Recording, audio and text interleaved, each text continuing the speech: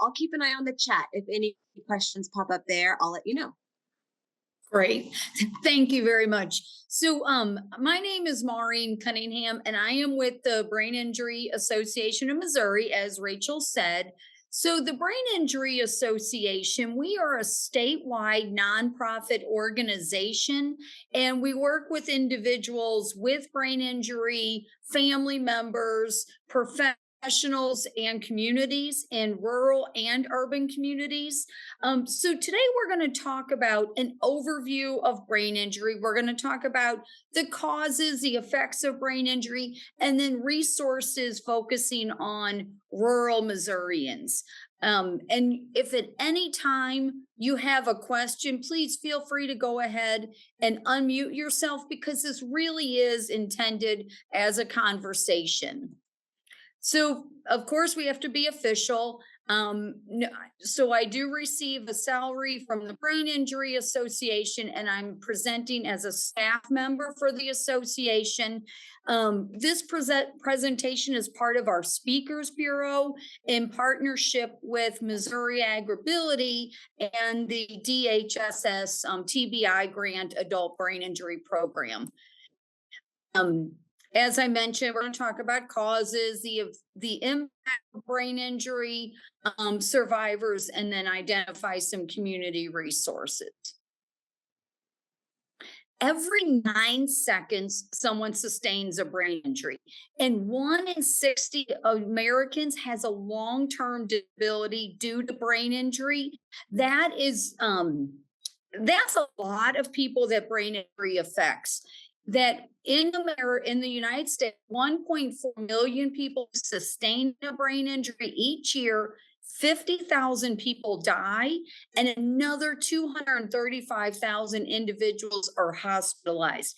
That does not include the individuals that go to the emergency room and are released. It is that they stay in the hospital overnight, at least one night. 120,000 Missourians have a long-term disability due to brain injury. And long-term is that assistance is needed with a daily living activity. 32% of Missourians live in rural communities, and a significant number of individuals in rural communities that have a disability due to brain injury. With brain injury in rural communities, a lot of times the lasting effects are longer, because as many of us know, I don't want to tell you what you know, as many know that there are fewer health professionals, services, individuals with brain injury in rural communities, and the distance between facilities is more difficult in the rural areas. And so what happens is that there's a lot of professionals in rural communities that specialized in brain injury. So individuals do have to travel further when a brain injury happens for immediate medical care as well as ongoing services. We're going to start with some terminology. I will use the term brain injury because, sometimes brain injury and head injury is used interchangeably, and that's wrong. Because a brain injury is when there's damage to the brain, when the chemicals in the brain have changed and it changes the way we function. A head injury is the skull. It's when there is brain injury to the skull, to the head that is protecting the brain. There's also traumatic brain injury and acquired brain injury. So a traumatic brain injury, the definition that I still like best from the CDC is that a traumatic brain injury is a blow or jolt to the head or body that interrupts the normal functioning of the brain. A traumatic brain injury is when it happens from outside of the body, such as, a motor vehicle crash, a fall, being struck by or against an object, an assault. An acquired brain injury is when it is internal. So it's a stroke, a tumor, a anoxic brain injury, that there was a lack of oxygen to the brain. There are two types of head injuries. Again, it's not interchangeable, but there are two types of head injuries, and I just noticed a typo. There's open head injuries and closed head injuries. Just as you can imagine, an open head injury is when the skull breaks open and you can see the brain matter, and it's likely obvious that there is going to be damage to the brain tissue. A closed head injury, just like it sounds, is that the head stays intact. There still can be brain damage and a brain injury, but what happens with a closed head injury, the brain bounces around inside the skull, and the inside of the skull is not smooth. So the brain is bones within the head structure. There's brain injuries range from mild to severe. Professionals are trying to get away from that terminology, but it is still used a lot. You'll hear people talk about I had a concussion. One thing to keep in mind is that a concussion is a brain injury. The Brain Injury Association of America recently did a study that showed that 85% of Americans do not recognize that a concussion is a brain injury. So if nothing else is taken away today, know that a concussion is a traumatic brain. Closed head injury, and as you'll notice, I keep up with the slides because I just keep talking. So the closed head injury is that there is no penetration to the skull. The skull does not break open. This usually happens from a fall, a motor vehicle crash, a lot of times an assault, that's you trip over a curb, you trip down a step. You don't have, the skull does not break open, or you hit the steering wheel of the car. The effects tend to be broad. That when the brain injury happens in a closed head injury, again, that brain is bouncing around. So different lobes of the brain are affected as it's bouncing around. The open head injury, this usually happens from a bullet wound, or also a motor vehicle crash, and it can also happen from falls. That there is penetration to the skull. What happens is that where that, in the picture, a stick or a bullet goes through, the brain quits bouncing. So then the effects tend to be local only to that lobe that was injured through the brain injury, or through the injury itself. So there's usually, some people break it into three, but I still use the 4 areas that are affected by brain injury. They can be cognitive, physical, perceptual or sensory, and then also psychological and emotional. And we will go into more detail on all of these.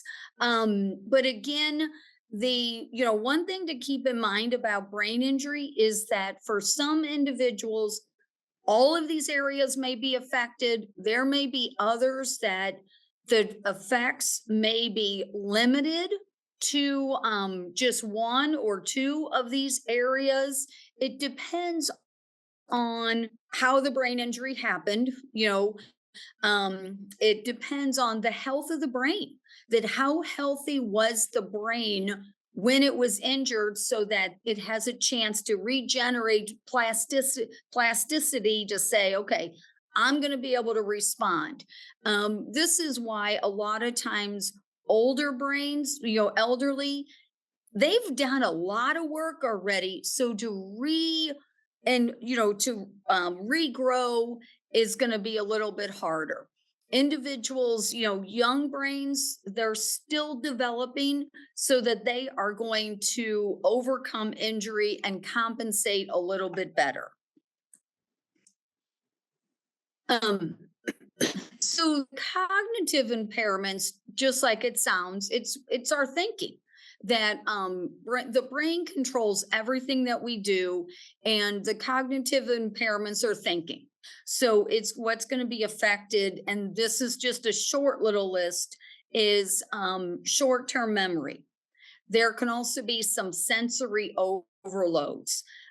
There can be some difficulty with organization of thoughts as well as surroundings, often called executive functioning. And then problem solving and reasoning. That, individual with brain injury may have lost the skills and abilities to really think through processes, and if I do this, what may happen. The individual with brain injury may also, show difficulty with motivation and initiation. That just the energy, but more importantly, the motivation to follow through with, okay, I need to get up today, and this is what I have to do, or to initiate what is going to be next for that day, and then also for the future.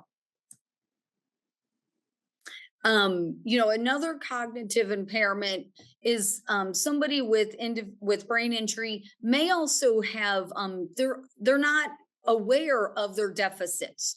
It's very common, especially when it's a mild to a moderate brain injury. With the cognitive deficits, they may not realize that they have lost their motivation. They may not realize that their personality has changed. So they may also not realize social cues, that they are not aware of their deficits.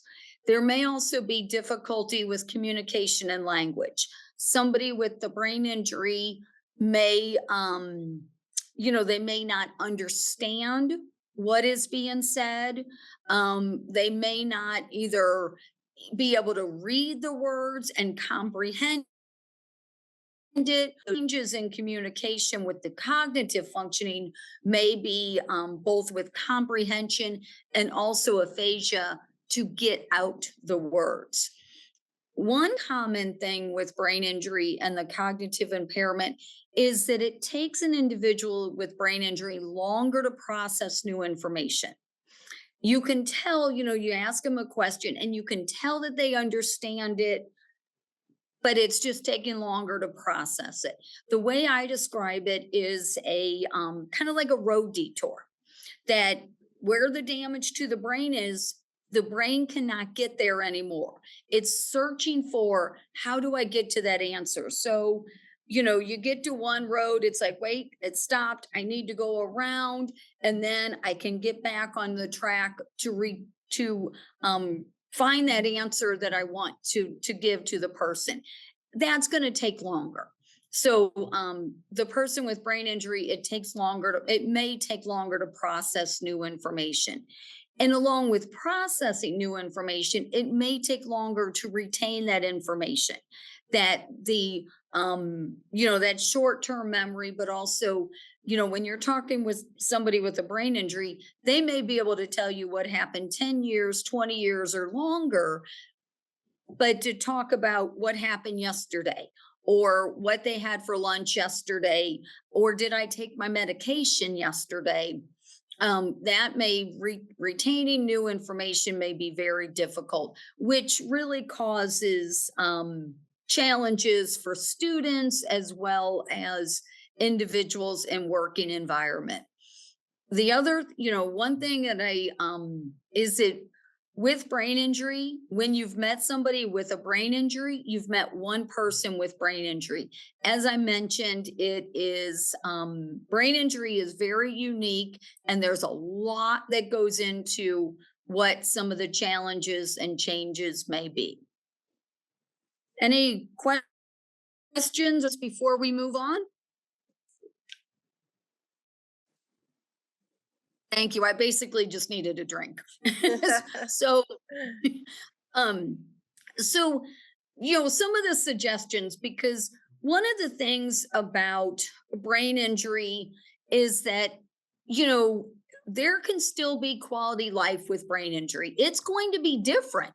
So, an individual with brain injury, there is life before brain injury and there's life with brain injury. So, when you're working with individuals with brain injury, when you're coming in contact with individuals with brain injury, there's always there's always hope. And we always want to make sure that help is available so that they can strive for that quality life with brain injury. So, some suggestions on working with cognitive impairments is that, you know, if you start to see some of the symptoms, it's like, oh, I've asked the person this question and it seems to take longer, or they ask the same question, a couple times, or they miss appointments. So we've talked about, and I wonder if there could be a brain injury. You may not say, hey, did you have a brain injury? You want to get more of an open question so that, has there ever been a time that you had an injury that you don't remember, or that people told you about, even as a kid, that after it happened, you didn't feel the same. And, so there's a lot of undiagnosed brain injuries. Somebody trips, you know, they didn't think much of it, and they, they accommodated, they adjusted what they did, so that they never thought too much about it. And family members may not think too much about it as they, adapt and work around it, or just cover it up. And then when you ask them, it's like, oh, yeah, I had a car crash, 2 months ago, 2 years ago, and I never really felt the same. I had headaches for weeks afterwards. I still feel foggy. I find it hard, more hard than normal to find the right words, kind of thing. So, asking, have you ever had an injury that you don't remember, or that people told you about, or that you lost consciousness? Did you have an injury that you lost consciousness? That could be an undiagnosed brain injury. The other is to use questions. Speak slowly and then give the person time to answer. That, especially when you can see if they understand the question, give them time. The other is, really look to see, try to find out how they communicate best. That if, again, if you can tell, or if you have to repeat the question using different types of words, try using pictures. Can be simple pictures, and you don't want to make them feel uncomfortable of, okay, you're not understanding my words, let's look at pictures, but just kind of maybe have some pictures available to say, so tell me about your farm equipment. What does it look like? And have pictures and have different types. They can show you what they grow, or what their product is, or what their equipment is. The other is repetition. It is fine to, repeat yourself, and because that longer learning time, repetition, as many as have heard, that repetition is key for learning for all of us. So repetition within brain injury is important. Also, consistency in that repetition. So if somebody is grasping an idea in the words that you're using, communicating in words that they can use within repetition, will kind of help it stay more within their brain, and then be able to repeat it out later. A couple other suggestions of working with individuals with brain injury that are having cognitive impairments is minimize distractions. So the brain injury, attention can be less. So you want to minimize the distractions. You want to keep conversations to a single focus. That there may be a lot of things that need to be covered in an appointment, but try to do one at a time and try to write it down and have very specific instructions and requests and keep it one at a time. Get the answer for one, record that answer, and then, you know, don't go back and forth. Don't say, oh, well, we're going to look at this. We're going to look at, modifying your home. And then we're going to look at what you need for work. And then are you going to need modifications for home? Are you going to need modifications to farm equipment? So try to keep it single focused until there is a decision or at least a direction for that situation. The other is sensory overload. That somebody with a brain injury, and this actually gets down to the sensory later, but you want to reduce sensory overload. Somebody with a brain injury who has difficulty concentrating, is easily distracted, as much as we can reduce that sensory overload is very important. So it may be shorter meetings to say, okay, we're going to focus on this today. Let's meet again in 2 days, either, by phone, video, in person. And then we will look at, accommodations that, that may be needed for, the home kind of thing. So you want to minimize distractions as much as possible. The other is that, when you're working with somebody, you want to help them organize their environment, because that sensory overload, but then that disorganization, and you help them get onto a routine, learn about their routines and conversation, so what is your schedule for the day? How do what is your routine, and work within that routine as much as possible. With a brain injury, as with all of being organized, helps us feel in control, and it helps, the individual with brain injury learn the routine and manage sensory overload, but also to stay on task, to help with the lack of motivation. That it's like, no, this needs to be done at this time. When you wake up, you brush your teeth, you take a shower, you eat breakfast or whatever. And this is the timeline that needs to be done, so that with the routine, but also it helps stay organized. And then with the surrounding organization, organizing the environment, it helps the person know where to find stuff. That injury may not know what to do with the remote control, but they know where it goes. And then the repetition of, okay, we're going to watch Jeopardy now. And, at 4:30, this turns on the TV. So that routine and the organization of the environment is very helpful. A couple other suggestions with the cognitive impairments is the helping them think through some of the problems, not telling them what to do, all the time, but really say, okay, here are, not too many choices, but you do want to obviously give individuals choices, but, here's the situation that we're looking at.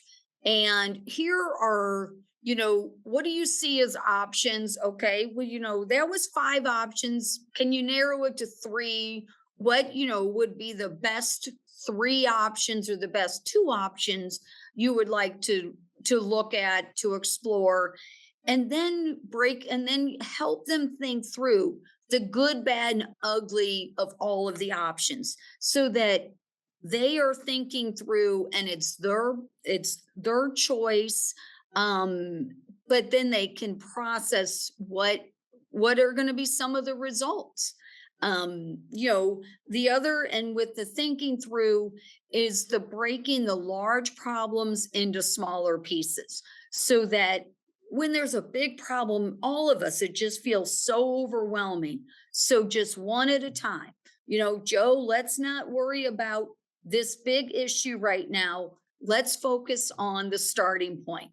We talked about you want to get back to work, you want to work in ag. Let's look at the options of how we get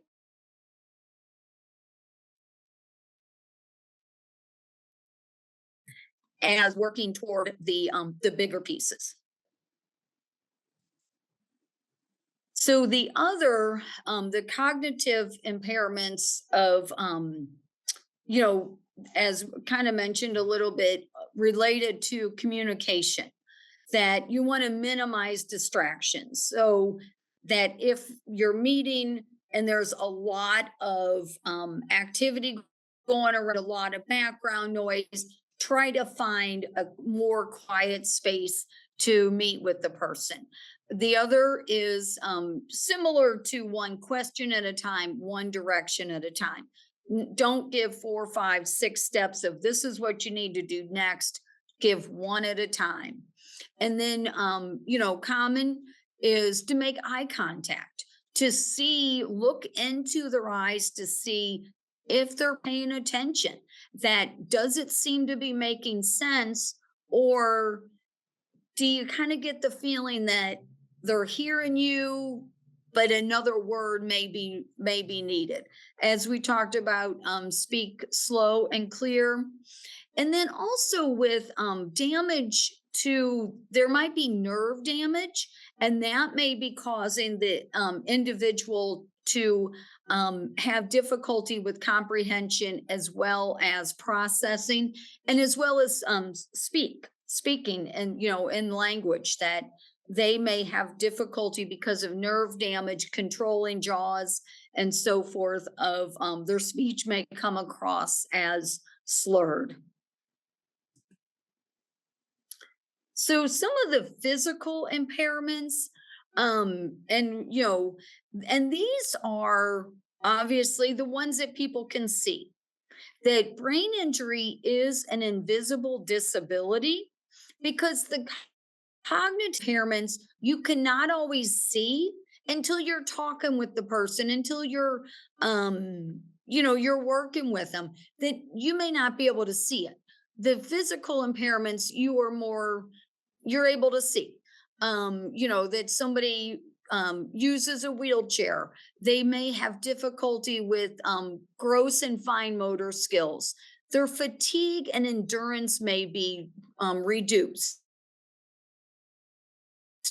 right off, but after a little bit, you'll see that they get, and that rather than working 9 hours a day, now it's 90 minutes at a time, and then they need to rest. That is very common among individuals with brain injury.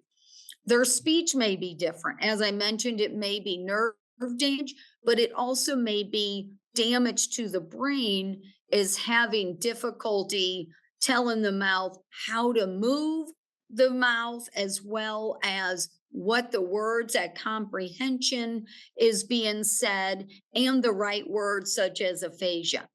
That not being able to come up with the right words. Seizures is very individuals with brain injury.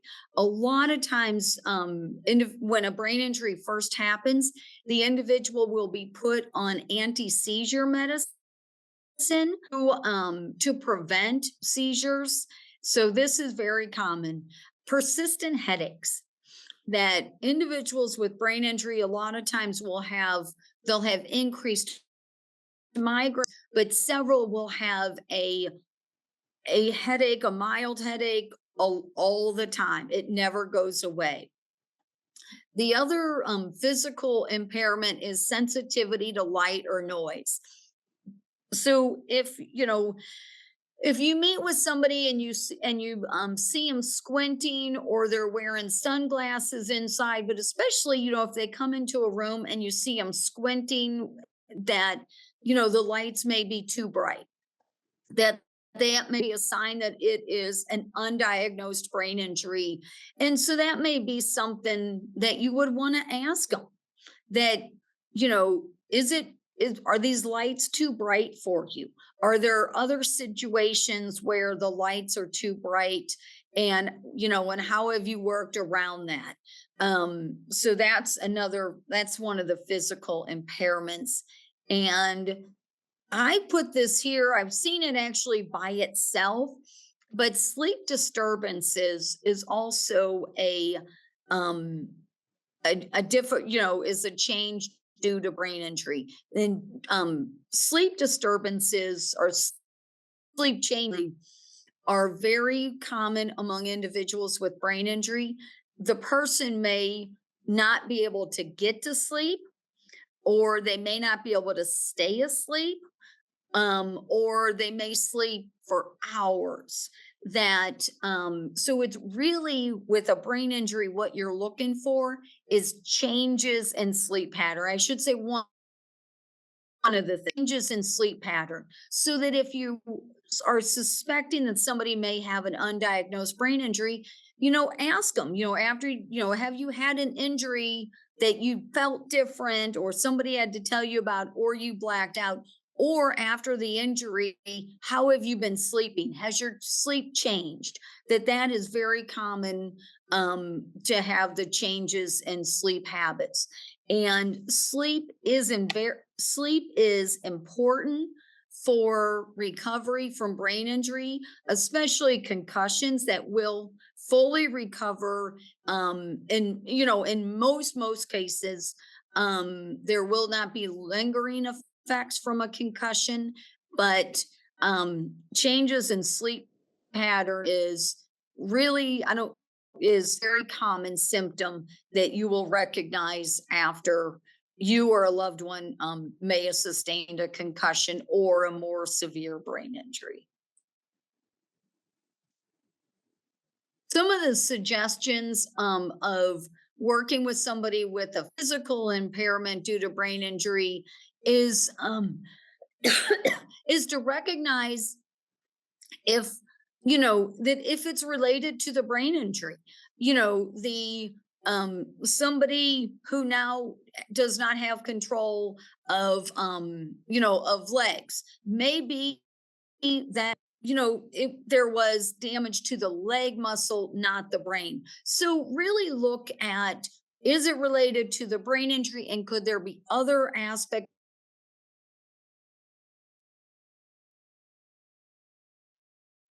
related to what services are they utilizing? Because that's really, no matter how the impairment was caused, we do want to get individuals services and assistance as soon as possible, that's going to meet their needs. So the use of assistive technology and modifications. This is usually big devices, big equipment, and modifications to home, to farming operations, to working situations. And then one that also we put it on here, but it just kind of makes sense. But sometimes you always have to say that, is that, if somebody with a brain injury has difficulty reaching, to a physical impairment, or it might be that they're off balance, you want to put things that they're commonly used within reach. So in the refrigerator, loves milk, you don't want to put it on the top shelf. You want to put it where they will be able to reach it um by themselves, so that they can be as independent as possible. Well, this is why I keep the perceptual and sensory impairments by themselves away from physical, because the sensory impairments, the perceptual impairments, really are the invisible disability part of brain injury. They're one of the invisible disability parts. So senses, as you know, are hearing, vision, touch, balance, and time and space disorientation. So as we talked about, the brain changes or the brain controls everything. So, double vision or blurry vision is very common with individuals with brain injury. One thing that a few years has been recognized is very common is balance. And so vestibular therapy is very helpful to help individuals regain their balance and manage their balance. One of the things that they use now with testing for brain injury and balance and vestibular issues is dual task, that can they listen to the instruction and walk the straight line at the same time, as well as move their arm, so that to check their balance. And then hearing also is affected by brain injury. Sometimes, again, it has nothing to do with the brain injury, it's more the ear itself, but brain injury can affect hearing with ringing in the ears. Or not hearing, but a lot of times it's more the ringing in the ears. The time and space disorientation is very common for individuals with brain injury, that somebody that, and I'm sure many of you have worked with individuals that always seem to be late or forget appointments. But time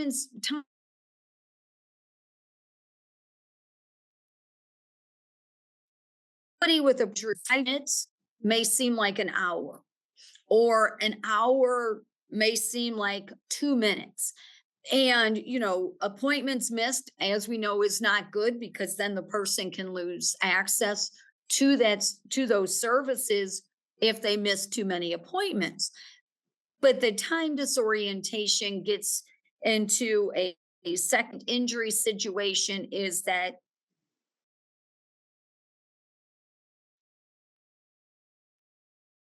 and you have to stay in the oven or stay on the stove for 30 minutes. It ends up staying in the oven or on the stove for 3 hours. That can be a fire hazard. So that individuals with brain injury will come up with tricks of, post-it notes or a glove on the TV remote, or they will stay in the kitchen and use the timer, but also have a post-it note of what the timer means. Just because the timer goes off doesn't automatically mean the person with the brain injury is going to know what be a sign that says, timer goes off. That means take out what's ever in the oven, kind of thing. The space disorientation also can lead to secondary injuries, that there may be a curb or a dip in the ground, that really is 2 inches away. The person with brain injury thinks it's 2 feet away. With that space disorientation, they get to 3 inches and they have tripped and fallen and are at risk of a second brain injury or other secondary injury. So the space disorientation can also be a risk factor. So when you're working with individuals, look to that, can that when they're putting a glass down or when they're walking, does it seem like they're a little off with the space orientation? So for example, putting a glass down, if the table is farther away than it looks to them, they may drop whatever they're carrying and break a glass if it is glass. Some of the sensory impairments, some of the suggestions is that if somebody is driving or they want to get back to driving after brain injury, there are a few, but there are some assessment programs that can help individuals practice their response time, their space disorientation, and their time disorientation of, and the comprehension of what does red, yellow, green mean. The other is assistive equipment that hopefully all, or if not, hopefully all, or at least most of you have utilized the services of Missouri Assistive Technology or the Centers for Independent Living, the assistive technology equipment that can be borrowed for individuals with disabilities, including brain injury. And then also the therapy and community resources for the hearing and the vision, but also the physical therapy and the vestibular therapy for balance.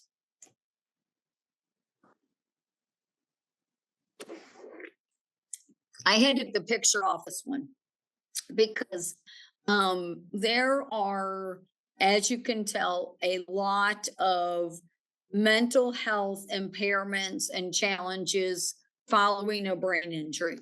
And a dual diagnosis. The mental health may have come before the brain injury. The brain injury may come after the mental health challenge, or they started together. There's one kind of school of thought is that behavior issues, can be either sensory overload or it can be the management of emotions. It's probably a little bit of sensory overload is that somebody with a brain injury may not they get sensory overload and they just anger comes out because they don't know how to express themselves. These are all going to be familiar to many of you. So depression, anxiety, dependence, as we talked about, self-awareness, mood swings. Somebody with a brain injury can go angry to calm within minutes and vice versa. The only other one I want to mention, because I know we're getting close to time, is the personality change. Somebody with a brain injury can have a complete personality change, or they can have some personality change. A lot of times the family will say, I know they're in there, because they will see, glimpses of the person, but there can be personality changes is usually the hardest for families. So some of the suggestions, as many of you are probably familiar, obviously stay calm and speak calm. And then provide the limited choices, kind of like as we talked about, is that you want to provide choices, but you don't want to make it overwhelming. Think about the times that when you have felt stressed, it's like, just tell me what to do. Don't give me so much information that it just feels so much, help me, give me 2, 3, 4 options. And most importantly, you never want to ignore mental health symptoms. You want to make sure, you want to encourage the individual to see a physician, a counselor, a psychiatrist. And if you're not familiar with it, Mizzou has telehealth counseling through Missouri Agribility. It's through the Show Me Strong family, farm families. It is free counseling with individuals that understand ag, and it's telehealth. So there's, that somebody can talk by phone or Zoom, whichever works best. So a couple of resources, the Brain Injury Association of Missouri, we offer support, education, recreation, and public policy. And, support groups, having somebody attend a support group is really important because they get to talk with other individuals that really understand the situation. And we have about 15 across the state, and some are virtual. We also have community resource services that are, it's an individual or a professional can call and say, this is the situation, what resources may be available for this individual, and we will help get that individual connected with resources that may be available. Our survivor and family seminars, just like it sounds, it's education for individuals with brain injury and their family members. And West in Springfield is this Saturday. If you have somebody that is interested in attending, it's not too late. The Western one in Kansas City is April 26th, and that's also not too late. And then we have a 1-day regional outdoor camp that will also be in Springfield, Kansas City, Columbia, and St. Louis in September. Leisha, did you want to talk about the adult brain injury program?